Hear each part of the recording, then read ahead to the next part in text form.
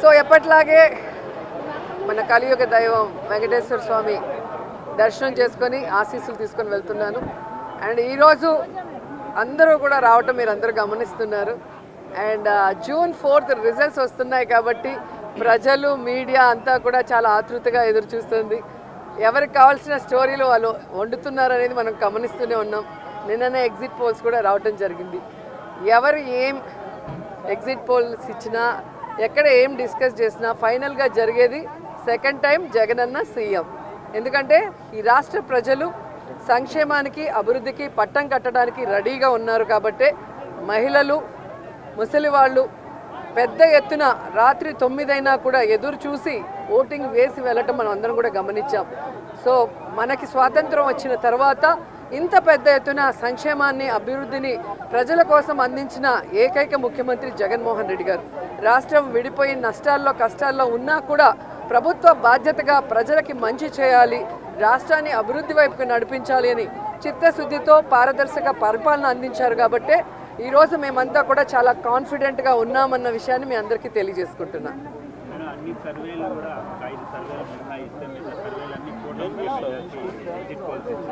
ఈరోజు కూటమి కొత్తగా పెట్టుకున్న కూటమి కాదు, ఆల్రెడీ 2014లో పెట్టుకుంది. అప్పుడైతే కొత్త కాంబినేషన్ కాబట్టి ప్రజలు ఎక్స్పెక్ట్ చేసి ఓట్లు వేశారు. కానీ 2014లో అక్కడ ఇక్కడ 2 చోట్ల కూడా కూటమి అధికారంలోకి వచ్చినా కూడా ఈ రాష్ట్రాన్ని సర్వనాశనం చేసింది. కానీ ఈ రాష్ట్రానికి ఇవ్వాల్సినది ఏమీ ఇవ్వలేదు, ఏమీ అభివృద్ధి చేయలేదు అన్నది ఈ రాష్ట్ర ప్రజలు గమనించారు. కాబట్టే ఈరోజు ఆ కూటమికి క్రేజ్ లేదు అనేది మీకు తెలుసు, మాకు తెలుసు.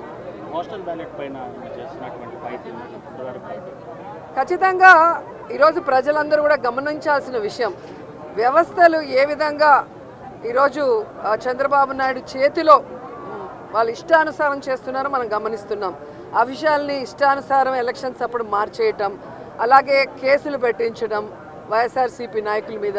ఇప్పుడు దేశంలో ఎక్కడా లేనటువంటి విధంగా కొత్త కొత్త రూల్స్తో పోస్టల్ బ్యాలెట్ని ఏ విధంగా వాళ్ళకి అనుకూలంగా మార్చుకోవాలన్న ప్రయత్నం చేస్తున్నారో మనం గమనిస్తున్నాం. అదే చెప్తున్నా కదా, ఎవరెన్ని దొంగ ఆటలాడినా ఎవరెన్ని వ్యవస్థలను మేనేజ్ చేసినా ప్రజల మనసులో ఉన్న జగన్ గారిని చంద్రబాబు నాయుడు కాదు కదా, ఆయన పుట్టించిన ఖర్జూరపు నాయుడు కూడా మేనేజ్ చేసి మార్చలేడని కూడా ఈ సందర్భంగా తెలియజేసుకుంటున్నాను.